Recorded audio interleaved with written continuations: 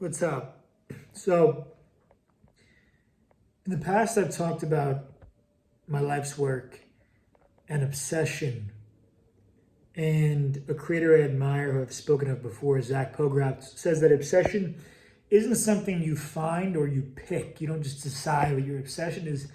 It's something that takes a hold of you and creates a fire in you where 1 hour of sleep is equivalent to two when you wake up in the morning wanting to do that thing and you go to bed thinking about that thing. And between making the video the other day on this is my life's work and an epiphany I had yesterday and now today, all those things have culminated into a realization that my life's work, point five, is my obsession. And it's taken on a new form. And I don't want to speak too much on the specifics, but I will say I'm putting more energy into that. And I spent this whole day today and a couple hours last night working on it. And it doesn't even feel like work. And there's fear and there's excitement.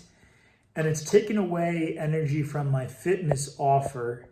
It's not to say I'm not involved with the fitness stuff, but isn't something I have to think about. It's something I'm doing. It really is, as cliche as it sounds, as easy as breathing, because this is something that is very near and dear to me, and I found an outlet for that. And a strategy has come into my mind recently that I can see very clearly the vision for it. And so I've been working on that relentlessly. I'll be posting more about that journey here. Still working on what the personal brand aspect of this looks like. For right now, creating these videos is a part of that, and really still sitting with how I'm going to manage my time properly to make room for that.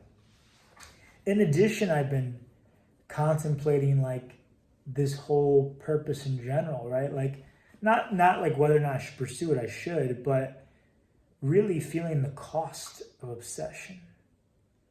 And it's Friday night and I'm working on this, and this is a choice to work on this. I don't want to make it seem like I don't have a choice in this, but I've often foregone other areas of my life for the sake of a purpose. And before, it's been surrogate purposes. It's been holes and gaps in things that I thought were my purpose, but really they were just external ego fulfillment, whether it's building up a certain number on social or achieving a certain amount of podcast downloads. There's an element of chasing involved in obsession. There's this drive, this insatiable hunger to achieve.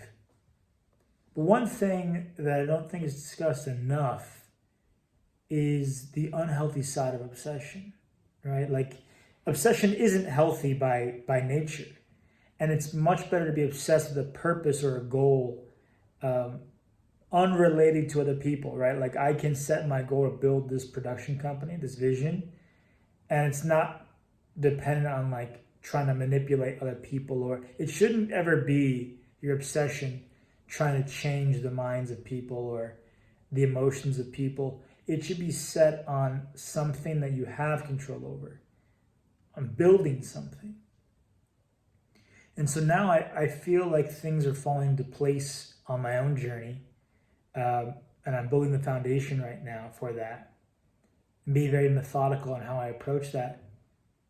And it actually gives me room to breathe now, because I'm like, okay, I actually want to focus on other things. I want to create a friend group, have more romantic relationships, and like, okay, now I have to create that in my life. So these are things I've talked about in the past, and part of documenting this journey is to be real with where I'm at.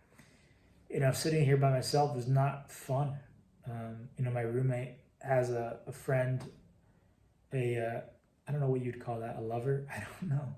An intimate a partner of some sort. I don't know if there's an official label on that relationship, but it's like, wow, that's pretty dope. I'd like to have one of those. So it's really causing me to think about creating space for my obsession, giving it room to breathe, but also giving myself room to breathe so I can focus on other things. And this is the cost that people don't really think about. And like, I think about people who've really succeeded in life by Western society standards. What comes to mind is Kanye. If you watch the Netflix documentary Genius, or Genius. It's one of those two. I think it's Genius. Yeah, he sacrificed a ton to get where he's at, and then when he got where he was, he had to go back down in order to really achieve freedom on his terms. And so, yeah, man, it takes a lot. I'm still figuring that out. It's going to be an ongoing process, but yeah, I'm going to keep doing these videos though. I committed to the year and I'm going to keep making them.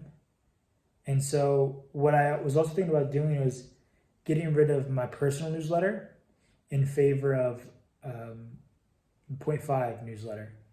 A lot of my energy is going to be going more and more towards 0.5, as that's my long-term play. That's my life's work, right? So I'm thinking of ways to intertwine the fitness offer in that newsletter, and then documenting the process week by week with these videos and other means. So stay tuned to that.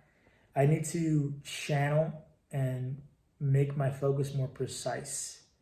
And so this is one way in which I'm doing that. And I'll see you in the next video.